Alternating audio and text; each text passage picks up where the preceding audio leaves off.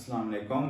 میرا نام ڈاکٹر محمد احسن طارق ہے اور میں ایک کنسلٹنٹ سائیکیٹرسٹ ہوں۔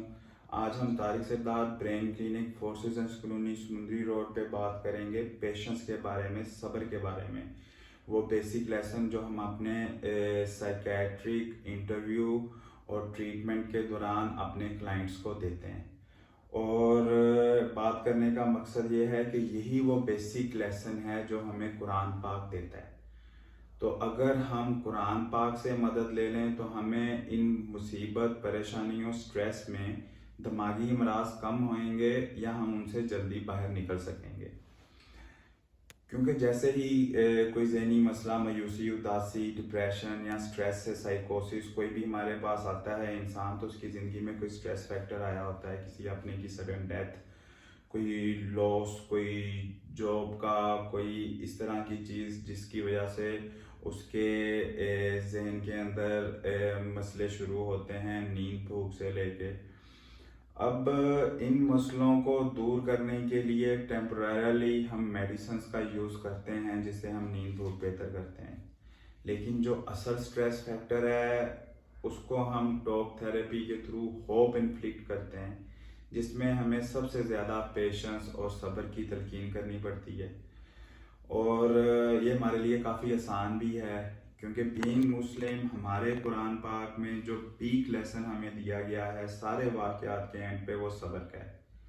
وہ چاہے ظلم و ستم حضرت امام حسین پر ہوا ہو، چاہے حضرت یاسر کی بات ہو، چاہے حضرت بلال رضی اللہ عنہ، انہوں نے جو سارا کچھ جس طرح انہیں تبتی ریٹ پہ گھسیٹا گیا، 7 دفعہ سکین جلائی گئی، اوپر ان کے رکھا گیا بطر، لیکن قل هو اللہ احد، اللہ ایک ہے، احد احد وہ پکارتے رہے۔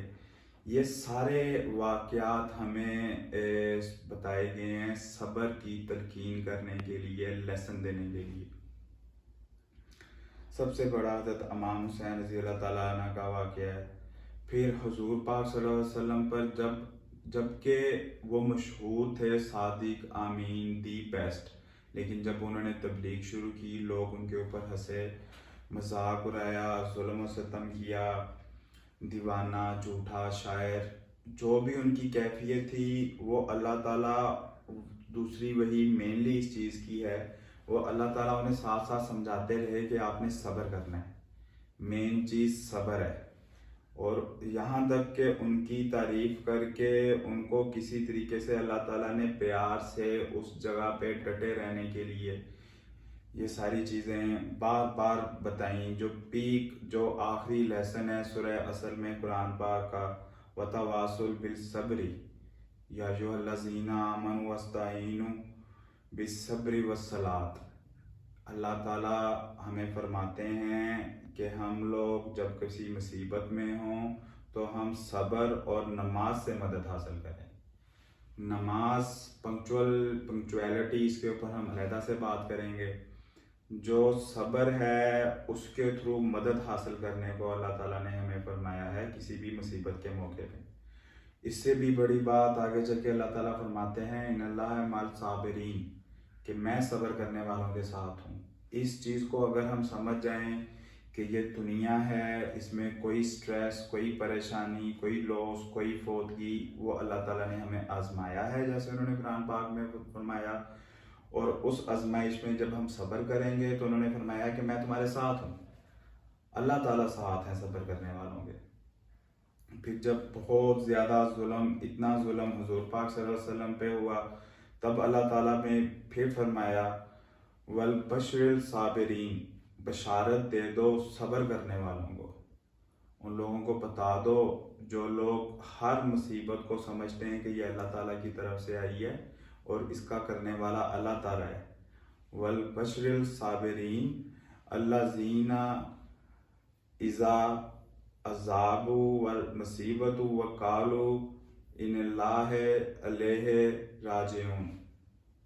اس کو اگر میں صحیح طریقے سے نہیں بھی پڑھ سکا تو آئی ایم سوری، لیکن اس آیت کا مطلب جو ہے وہ میں اس کے اوپر زور ڈالنے کی کوشش کرنا چاہ رہا ہوں کہ اللہ تعالیٰ صبر کرنے والوں کو ساتھ ہے، ان کو بشارت دے رہا ہے، اور ہمیں سب سے زیادہ لیسن مینلی قرآن پاک میں صبر کا ہے۔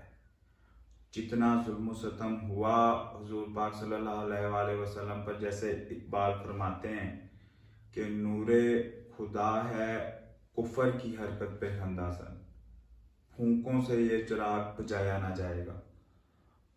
اس وقت اللہ تعالیٰ خود حضور پاک صلی اللہ علیہ وسلم سے کہہ رہے ہیں کہ میں اس ظلم و ستم کو فیل کر رہا ہوں جو آپ فیل کر رہے ہو، اور ان لوگ کی سوچ ہے کہ یہ پھونکے مار کے یہ ختم کر لیں گے، آپ نے صبر کرنا ہے. تو یہ صبر ہم اپنے قرآن پاک سے سیکھ لیں تو ہمیں اپنے دماغی مسائل کو ڈیل کرنے میں آسانی اور بہتری ہوگی. Thank you. اللہ حافظ.